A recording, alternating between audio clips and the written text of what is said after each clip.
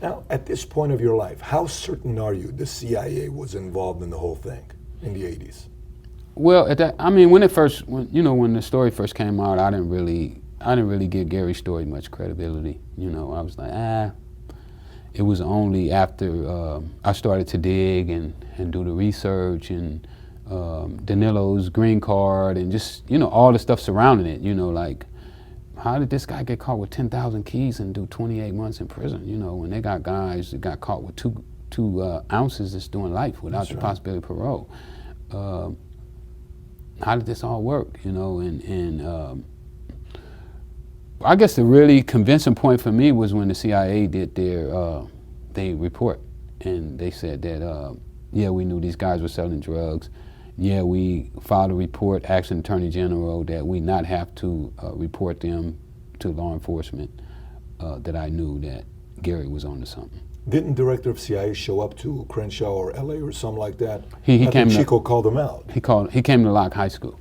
Yeah, he came to. They did a town hall meeting where he said that he was going to be getting to the bottom of it, and Did the people believe him? Did they? no, did they, well, that's when Chico confronted him. Chico told him something like, well, you saying that you guys don't know if he was involved, but you sent a letter to our judge telling our judge that you knew absolutely that he wasn't involved, and we're going to be getting sentenced Monday on the premises that he wasn't involved, and now you're telling the people that you don't know if he was involved or not.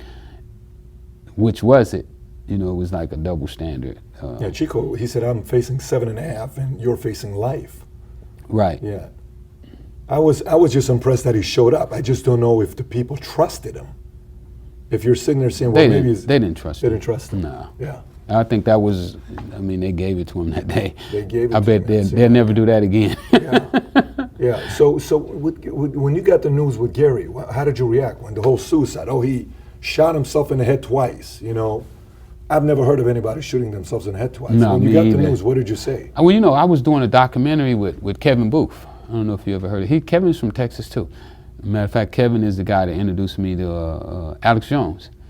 Kevin was doing a documentary called The Great White Hope, and he wanted me to be in the documentary. So we had been talking for about a month on that documentary. And in jail, you only get 15 minutes on the phone. So my 15 minutes was up that hour, and so I was waiting on the next 15 minutes to come. And when that 15 minutes came, I called Kevin so we could resume our conversation. And that's when he told me that what had happened to Gary.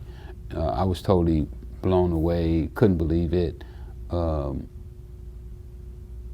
It was just like strange for me, like, how could somebody who such a champion for justice, how could he be gone like that, and he was in the middle of his life work, I guess, what I would call it. Did anybody investigate it or no? Did anybody pursue to see, who it was, anything like that, or not really? I don't really know. I think people were fast to have it done with, to be over it and to be gone to the next thing.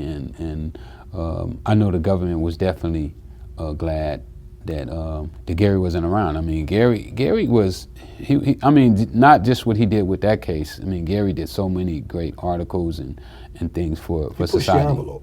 He did. But even Michael Levine told him, he says, listen, I don't think this is a good idea when they went on Montel Williams and the whole thing took place. Oh yeah. Levine told him, says, I don't think you're doing the right thing right now because it's too much exposure. Yeah. And then eventually, guy ends up shooting himself twice.